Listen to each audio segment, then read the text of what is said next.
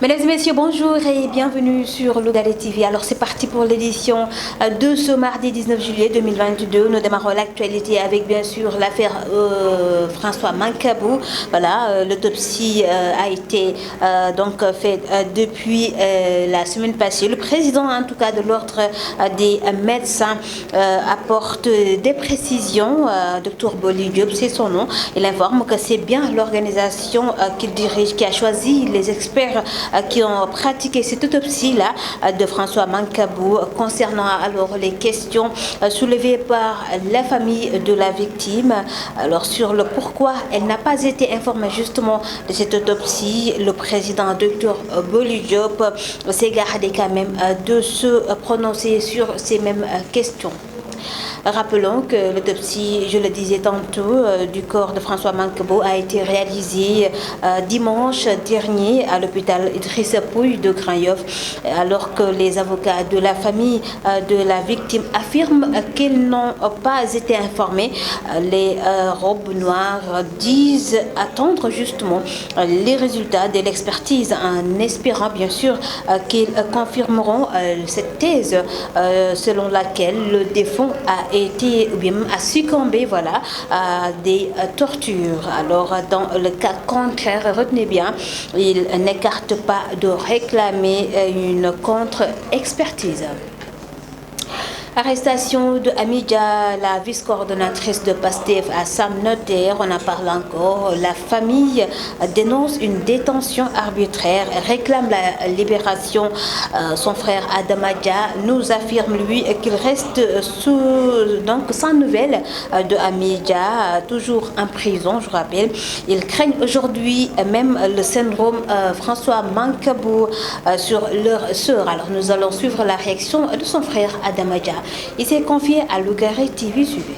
Ami n'est pas très connue parce qu'elle est un peu réservée.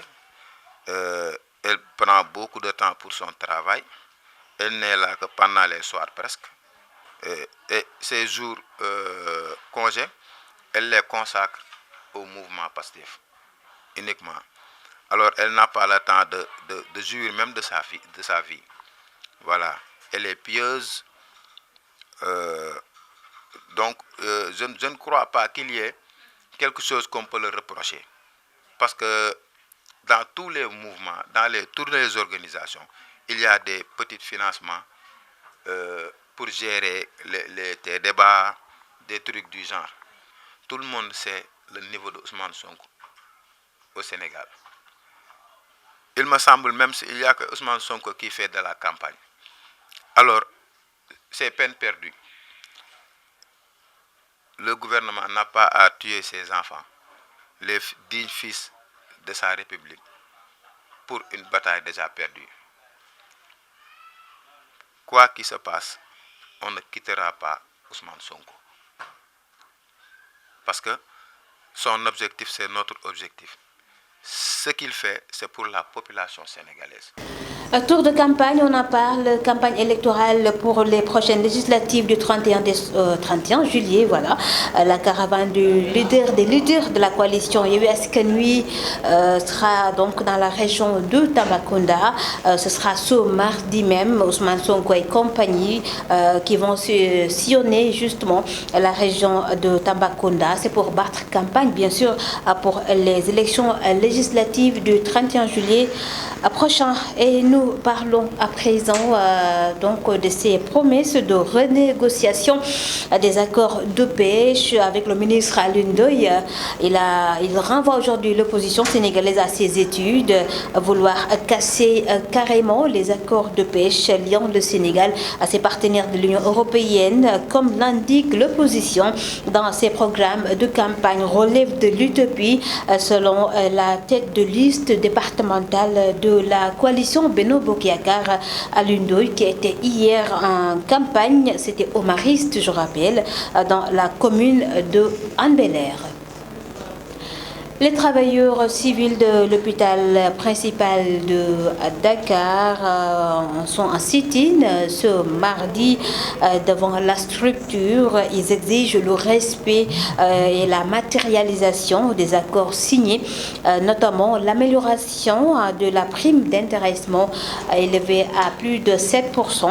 Alors, le syndicat des travailleurs civils regroupé au sein du CDSL et de la F2S compte bien suivre son premier plan d'action, c'est-à-dire ce mardi en sit-in, et il prévoit une grève totale, c'est pour les jeudis et vendredis prochains. Sans transition, bien sûr, nous passons au point Covid de ce mardi 19 juillet 2022. Alors, sur les 720 tests réalisés, 32 sont revenus positifs. Le Sénégal toujours dans cette tendance haussière des cas de Covid. Il y a bien sûr un cas importé de l'AIBD 31 issu de la transmission communautaire. 33 ont été contrôlés négatifs et déclarés guéris. Aucun cas grave non plus de décès n'ont été signalés ces dernières 24 heures. Alors, retenez bien, aujourd'hui, 224 patients sont actuellement sous traitement selon le ministère de la Santé et de l'Action sociale. Il a fait le point, c'était ce matin. Nous parlons toute autre chose avec la DIRPA qui a un nouveau patron. Il s'agit du colonel Moussa Koulibaly. Il remplace à ce poste le colonel Alexis Grégoire Vasse, appelé à d'autres fonctions. Alors le colonel Moussa Koulibaly, je rappelle, de l'armée de terre, s'est désigné pour expédier les affaires courantes de la direction de l'information et des relations publiques de l'armée, la DIRPA. Colonel Koulibaly, un ancien du Britannique militaire, donc de Saint-Louis, officier d'infanterie formé à l'école spéciale militaire de Saint-Cyr, c'est en France. Il a servi dans diverses unités opérationnelles en état-major ou bien même dans les écoles de formation. Et bien sûr, nous terminons l'actualité avec le Haut Commissariat des Nations Unies aux droits de l'homme qui va bientôt avoir un nouveau président. L'ancienne présidente du Chili, Michelle Bachelet, devra quitter, elle, son poste au mois d'août prochain. Mais en attendant, Dakar a proposé Adama Dieng. Lui, il est âgé de 72 ans et c'est un familier quand même des organes onusiens. Aujourd'hui, cette candidature des diplomates sénégalais et depuis novembre 2021, je rappelle, l'expert indépendant des Nations Unies pour les droits de l'homme au Soudan, Adama Dieng. Voilà, il devra néanmoins faire face à moins d'une dizaine de candidatures, parmi lesquelles on peut citer l'ancien ministre de la Justice croate, il s'agit de Ivan Simonovic. Voilà, mesdames et messieurs, ça n'est tout pour l'actualité sur Lougaré TV. Merci à vous tous de l'avoir suivi. Tout de suite, la version wolof.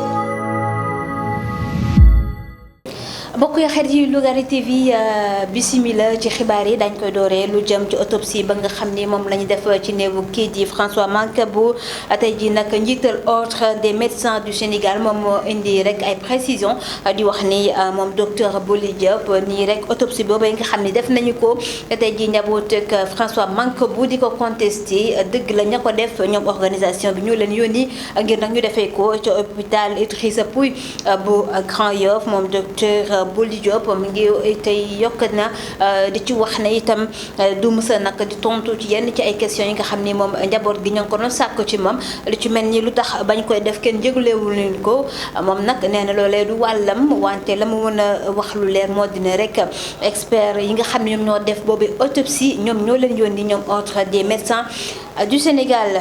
ba tey ci wàllu woowee ñu fàttali ne néewug François Mancabou dimanche gi ni génn lañ doon def autopsie ci xool lan moo ko faat gannaaw ba ñu gisee ne njaboot gi ba tey ànduñu ci la ñu jàpp nii rek moo ko faat. yenn kàddu yi nga xam ne procureur de la République yëkkati na ko wax ko di wax ne moom François Mancabou da doon mbëkk boppam ci miir ba loolee bokk na ci la ko faat wante njaboot gi ñoom leneen la ñu gis gannaaw ba ñu waxee ne moom François Mancabou dañ ko doon torturé loolee tax tax mu ñàkk bakkanam tey ji sax avocat yi nga xam ne ñoo ko doon layal ñoom itam nee nañ nag bëgg nañoo xool leneen maanaam la nga xam ni mooy mun a indi beneen wàll ci li nga xam te ni rek moom la autopsie bi génnee lu ko moyu nag dañ def beneen contre expertise ngir nag xool dëggantaan lan moo fa kii di François Mancabou. ñu wax leneen ci xibaar yi fii ci Lougaré TV di rek arrestation ba ñu téye ba ñu téye kii di Amy Dia di vice coordonnatrice bu Pastef ci douane bu Sam Notaire njaboot gi nag tey jii ñu nga yuuxu di wote wàllu ñoom la ñuy sàkku tey jii moo di ne rek nañ ko teggi loxo bàyyi ko nag mu ñibbi ndaxte lañ koy tuumaat lenn amu ca demoon nañ nag seeti kenn ci frère am di Adama Dia moom la mu xamle moo di ne kii di sërëm bi di Amy Dia téye nañ ko teg nañ ko loxo boobee ba tey amuñu ay nouvelle ca moom itam amul ne wala sax ñoom la ñuy ragal sax tey jii moo di li dal François Mancabou mu dal ko loolee tax nag ñu yuuxu di woote wàllu di wax nag justice na def liggéeyam dañuy seet wala sax dañuy déglu benn extrait ci rek entretien boobu nga xam ni moom Adama Dia def na ko ak Lougaré TV ñu dégg. soxna sa taaw bu jigéen ngeen da ngeen di nekk complice surtout que mu dem ba am benn âge bi xam nga da ngeen di am complicité. ñu xëy suba teel arraché ko ci say loxo te fañ koy jéem a boole yaa ngi dégg Mancabou dóor nañ ko ba mu dee yaa ngi dégg Babacar Seck je crois noonu la tur bi Pape Mamadou Seck ah ñu naan dee naag deewul ak insuffisance rénale dañ ko doon torture bi moom dégg nañ koo dégg ba ñëpp xam nañ ko ku dégg sa taaw bu jigéen ñu jaarale ko ci tànk yi ñu jaarale noonu dootoo am jàmm mën naa ni instant yi jàpp ñu amee sama yaay lañ jàpp ndax moom lañ sonal. ndax liggéey na ba retraité liggéeyal état nekkoon fonctionnaire liggéey impôt domaine gi ba retraité xëy suba teel yi tolof di la dal yend la too fanaana la too taloo jaamu yàlla na nga ko daan jaamoo ndax sama yaay bu xëyaan alxuraanam rek lay yor ci kër gi di jàng doxantu ji fajar ñëw toog ubbi kaamilam di jàng ñu xañ ko nii saa bu xëyee dem buntu camp pénal toog gis na amee gisu ko day dem. gannaaw si loolu ñu ñëw ci wàllu campagne électorale bi ku na xam ne nag leader yi ku ci nekk yaa ngi def sama nin ngir nag askan mi mun laa woteel bu ñu jëlee rek caravane bu leader coalition Yewwi Askan Wi ñoom ñi nag tey ji ci talaata ji ñu nga fële ci diwaan bu Tambacounda Ousmane Sonko ak ñamu àndal ñu nag war a wër dëkk ba ngir nag jéem a rek yenn ci askan wi naka la ñuy def rek ba ñu mën a woteel leen ñoom waa Yewwi Askan Wi moom Ousmane Sonko ak ñamu àndal ñu fàttali ne ni ki dem ñu ngi woon ci diwaan bu Ndoukoumane ci noonu nag tey la ñuy wëral seen lii di campagne bi xuus daal dem ba ca diwaan bu Tambacounda. gannaaw loolu ñu wax ci kii di njiital tête de liste départementale bu Benno Bokk Yaakaar di ministre Alioune Ndoye yore wàllu napp gi moom nag mi ngi doon rek yëkkati ay tontu jëmale ko ci kujje gi gannaaw ba muy rek leen di tontu di leen wax lépp lu jëm ci accord de pêche yi nga xam ni nguur gi xaatim na ko diggante même ak ay partenaires européens amul lenn la nga xam ni mën nañ ko cee dindi ñoom la nga xam ni ñoom ñi ngi ko doon sàkk ñoom opposition bi. wax ni rek accord yooyu na mu tëddee jaarul yoon moom nag indi na tontu lii moom mi di Alioune Ndoye démb ba mu doon def campagne am fa fay ci diwaan bu Mariste ma ngay wax ne nag ko jéggi tey ji war nañ gën a responsable te dem jàngiwaat nag la nga xam ne moom moo jëm ci wàllu accord ak noonu nga xam ne lañ koy xaatimee ak say partenaire ñeneen ñi lay ñoom nag ñu ngi ci maire bu Fuuta muy liggéeykat yi nekk ci hôpital principal bu Ndakaaru ñoom nag ñu ngi woon ci ab toog ñaxtu tey jii ci talaata ji ca buntu l'hôpital ba la ñuy ñaxtu bokk na ci ngir nag seen hôpital baak ñi nga xam te ñoom ñoo leen yor en tout cas ñu respecté la nga xam ni dige woon nañ ko ak ñoom lu ci mel ni matérialisation accord yi nga xam ni xaatimoon nañu ko ak la ñu tuddee prime d'intéressement boobu prime ñu fàttali ne ñoom dañ koy sàkku nag ngir mu dem ci téeméer boo jël ñaar fukki ak juróom ya ñu mun du leen ko fay syndicat boobee nga xam ni ñoom liggéeykat yi ñoom ñoo te nekk mu boot CDSL ak F2S ñoom nag nee nañ dàq ñu nag fii léegi alxames ak aljuma ñu def li ñu tuddee grève totale maanaam tey seen yoo ne du ñu liggéey benn yoon loolee rek la ñu wax le ci kanamu taskatu xibaar yi. ci noonu la ñu jàllee ñëw ci tolluwaay mbas mi ci réew bu Sénégal tey jii nag ci 720 tests yi nga xam ne def nañu ko fanweeri ak ñaar ñoo ci amee mbas mi lee ñu fàttali ne mbas mi tàmbale na jugaat fii ci réew bu Sénégal bokk na ci cas yi benn ba ñu ngi ko jëlee bitim réew fanweeri ak benn yëpp fii ci dëkk bi lañ ko jëlee am na nag ñu ci watoon nañ ci fanweer ak ñetti patient yi nga xam ni bañ leen xoolaatee gisatuñu doomu jàngoro ji ci ñoom amul kenn nag ku ci ñàkk bakkanam amul kenn ku ci loof également la ñu mën a jàpp tey jii rek moo di ñaari téeméer ak ñaar fukk ak ñeenti patient ñoo nekk ci loxoy docteur yi tey jii di faju ba tey la leen tëral di wopp coronavirus. mi nga dañuy jàll lu jëm ci rek njiital DIRPA bu bees bi di colonel Moussa Coulibaly noonu la tudd moom nag moo wóotu ci poste boobee colonel Alexis Grégoire Vass moom moo nekkoon ci rek bopp DIRPA direction de l'information et des relations publiques des armées moom nag niki démb lañ ko tabb moom colonel Moussa Coulibaly bokk ci armée de terre. également ñu wax ni information bokk na ci prytanée militaire bu Saint-Louis ci noonu itam ñu ngi xamal ne am na ay jàng yu mag yi nga xam ne def na ko ca rek école spéciale militaire bu nekkee ci Saint-Cyr foofee ci douane bu France moom colonel Coulibaly Moussa moom mooy remplacer Alexis Grégoire Vass ci boppu DIRPA.